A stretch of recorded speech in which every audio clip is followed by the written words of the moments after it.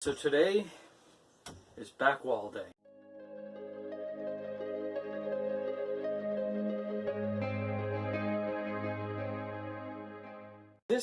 The reason I ended up putting a wall here, I had gone back and forth from the initial build of the bus. Do I want a wall? Do I not want a wall? Anyway, here and back today, this is what I'm doing. I've got my frame up. And again, the main reason I'm putting a wall is that every time I find I'm walking around here, for whatever reason, just the way I walk, or someone else, I had my brother check it out as well, kept hitting our heads on this. And I think it's just the way the setup is here. So this is actually going to do a couple things. Not only this, I think it'll make it look nicer. It's going to block off my electrical closet. I'll still have access to it from here. And it'll keep me from hitting my head up here. And I plan on doing some things more on the inside. Now, I was using some leftover pieces of 2x4 that I had ripped down. So I've got my basic frame. Because the bus is slightly uneven, I'll probably have to do a little trim work on the piece as I put it up.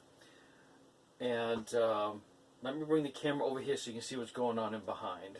This lower section from here on up, that's going to be pretty basic for measuring around. I have a little notch down here I have to compensate for, and then this piece on the floor. And when I'm talking about the measurements going up here, it's just slightly off, but it's pretty good. This is the top section that's going to be more work, and my brother had an idea. You can check out his channel, Life the Wild Ride. I'll have a link in the description below, or it'll be right here. I'm not sure. I'm going to use a template to mark that out first, and then what I will be doing is this is actually a piece of wood that a bed was shipped in, so I'm going to repurpose that. I've measured it out, and I'm going to cut that out and then start working on all those notches and shaping the top.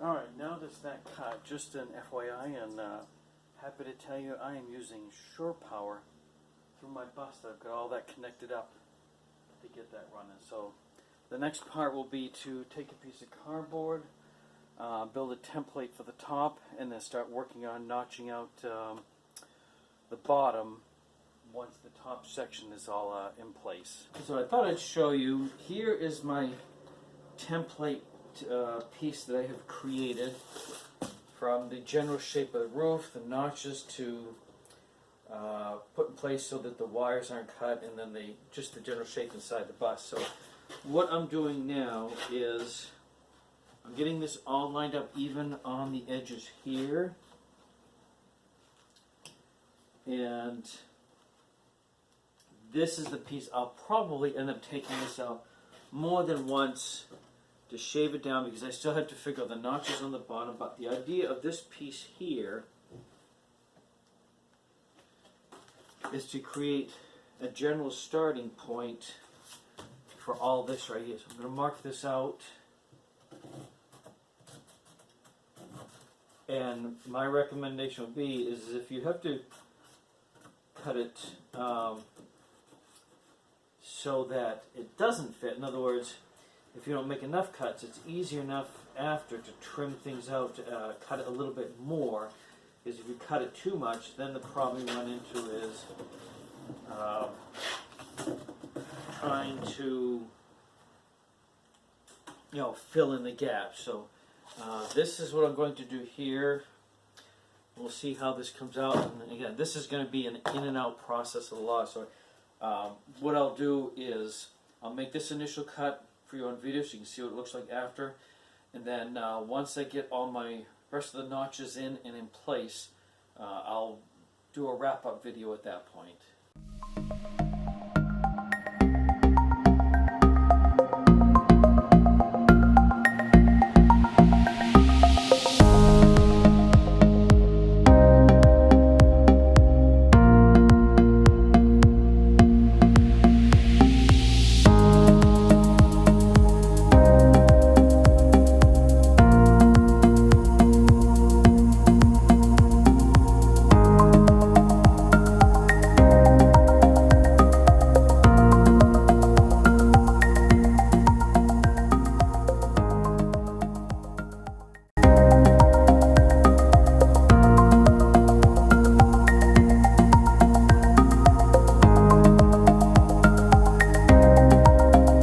Alright folks, I'll show you the notches I made and how they worked out.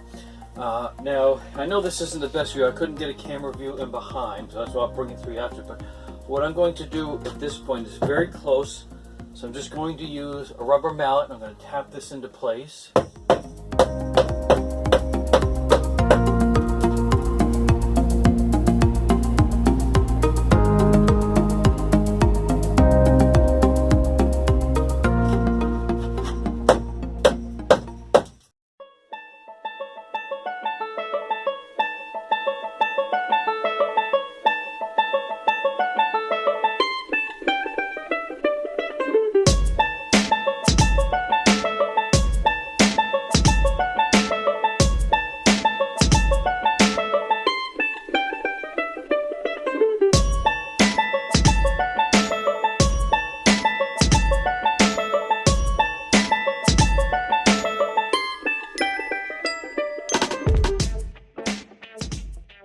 I'm going to walk around here, show you what I had to do using that template.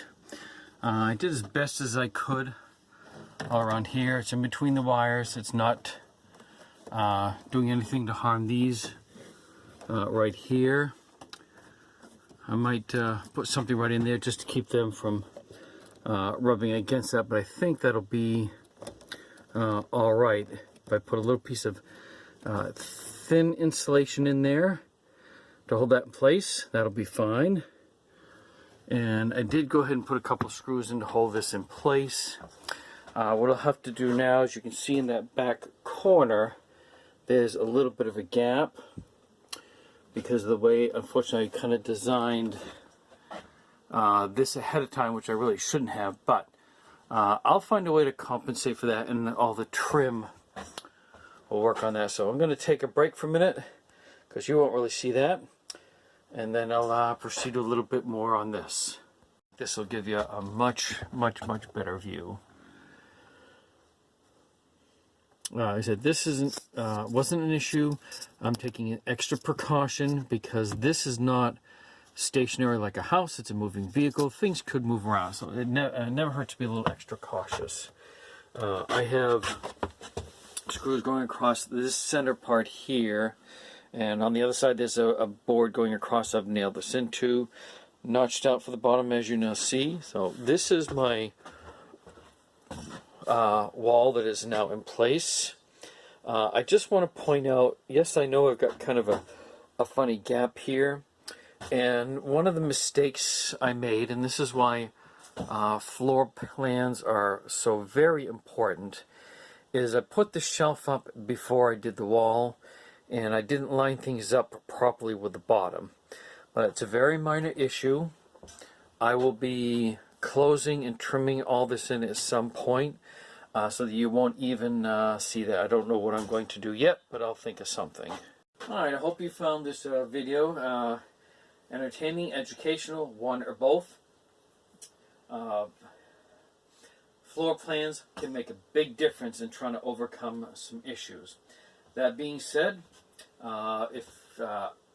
please, any comments, suggestions, anything I did not cover, place in the comments below. I can either answer it in the comments, or if I need to do a video, I will do that as well.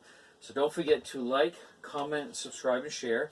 And when you hit that bell icon, what that means, for those of you who don't know, is each video that gets posted, you will get a notification. So thanks for watching this video, and stay tuned for the next one.